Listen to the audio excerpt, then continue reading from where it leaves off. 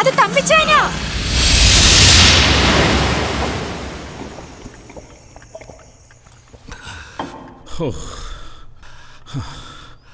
അമ്മച്ചി കിടപ്പിലായ വിവരം ഞാനിന്ന് ഉച്ചയ്ക്ക് അറിഞ്ഞത്.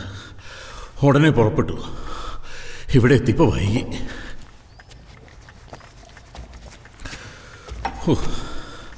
ആശുപത്രി ചെന്നപ്പോൾ അവർ കാണാൻ പറ്റില്ല എന്ന് പറഞ്ഞു. പിന്നെ അവിടെ നിന്ന് നടന്ന് ഈ മല കയറി ഇവിടെ എത്തിയപ്പോൾ ഇത്രേ ഇരുട്ടി. ഇനി നിങ്ങളെ ബുദ്ധിമുട്ടിക്കണ്ടല്ലോ എന്ന് കരുതി ഞാൻ എൻ്റെ മുറിയിലേക്ക് പോവുമായിരുന്നു. ഇവിടെ നിന്ന് പോയെങ്കിലും ആ മുറിയുടെ താക്കോൽ ഇപ്പോഴും എൻ്റെ കയ്യിലാണ്. തലമുറകളായിട്ട് തമ്പിച്ചായൻ്റെ കുടുംബം ഇവിടുത്തെയും തോട്ടത്തിലെയും കണക്കുകളും കാര്യങ്ങളും ഒക്കെ നോക്കിയിരുന്നത്. 3 വർഷം മുമ്പ് എൻ്റെ മകളുടെ ഭർത്താവ് മരിച്ചു. അവളും കുഞ്ഞും തനിച്ചായപ്പോൾ ഞാൻ ഇവിടുത്തെ പണി മതിയാക്കി അമ്മച്ചിയോട് പറഞ്ഞ് നാട്ടിലേക്ക് പോയി. അല്ലെങ്കിലും ഗീത മരിച്ചതിന് ശേഷം അമ്മച്ചിക്ക് തോട്ടത്തിലൊന്നും വലിയ താല്പര്യമില്ലാതായി. പണി മതിയാക്കി ഞാനിവിടെ നിന്ന് പോയെങ്കിലും എല്ലാ മാസവും 1-ാം തീയതി തെറ്റാതെ അമ്മച്ചി ശമ്പളം അയച്ചു തരുമായിരുന്നു. എന്തായാലും തമ്പിച്ചായ വന്നത് നന്നായി. ഇനിയിപ്പം ഞങ്ങളുടെ വിവാഹം വരെയെങ്കിലും ഇവിടെ ഉണ്ടാവണം. കോശയെ ഞാൻ കണ്ടിട്ട് ഇപ്പൊ വർഷം 10-20ആയി.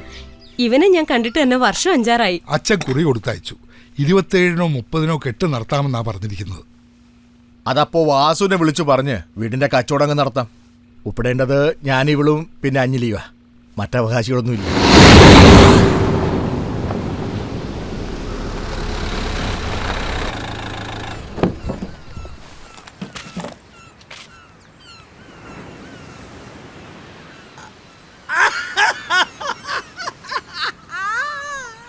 എന്റെ അമ്മോ, ഇത് ഇടിച്ചു പൊളിച്ച് കല്ലും തടിയായിട്ട് വിറ്റാലും കാശ് കുറെ വീഴും.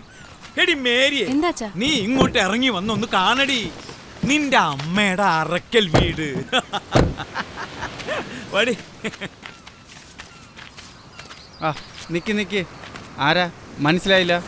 നീ ആരാ? എനിക്ക് മനസ്സിലായില്ല. ഞാനിവിടുത്തെ ശമ്പളക്കാരനാ. എന്നാ ഞാൻ ഇതിന്റെ ഓണറാ. ഓണറാ?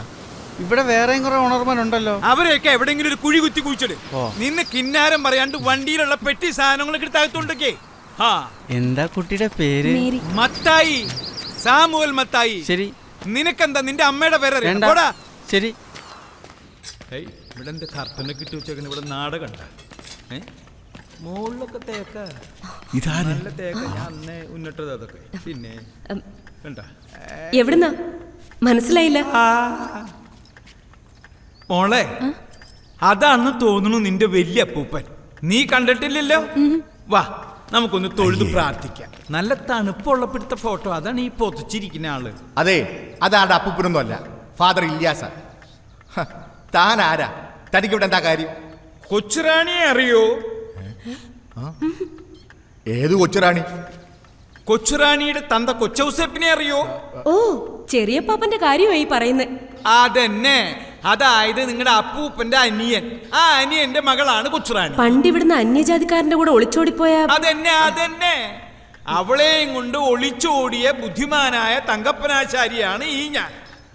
അവള് കെട്ടി വിണിച്ചൊത്തു. അവളുടെ മോളാണ് ഇവള്. എന്താ ഇപ്പൊ എല്ലാരും കൂടെ ഇവിടെ? വീടും തോട്ടവും ഒക്കെ വിൽക്കാൻ പോണൂന്ന് പത്രത്തിൽ കണ്ടു.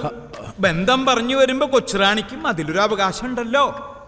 ആ പങ്ക് അവളുടെ മോളായ ഇവൾക്കും കിട്ടേണ്ടതല്ലേ? അല്ലേ? ഇതിനൊക്കെ എന്താ തെളിവ്? തെളിവുകളൊക്കെ ഞാൻ കൊണ്ടുവന്നിട്ടുണ്ട്. ഇത് വാങ്ങാൻ വരുന്നവനെ ഇങ്ങോട്ട് വിട്ടാ മതി. അവന്റെ മുമ്പിൽ ഞാൻ എല്ലാം നിരത്തി വെച്ചോളാം. ഇവിടെ ഒരു മംഗളകർമ്മം കൂടി നടക്കാൻ പോവുകയാണ്. ഇവളുടെ കല്യാണമാണ്. ഓഹോ, താനത് നശിപ്പിക്കരുത്. എല്ലാം എനിക്കറിയാം. ഞങ്ങൾക്ക് കിട്ടേണ്ട പങ്ക് കിട്ടിക്കഴിഞ്ഞാൽ കല്യാണത്തിനോ അടിയന്തരത്തിനോ ഞാൻ ഇടങ്കോലിടുന്ന പ്രശ്നമില്ല. ഇല്ലെങ്കിൽ തങ്കപ്പൻ ആശാരിയുടെ തനിനിറം കാണിക്കും. എന്നെ കൊണ്ട് വീതുള്ളി ഇടിപ്പിക്കരുത്, പറഞ്ഞേക്കാം.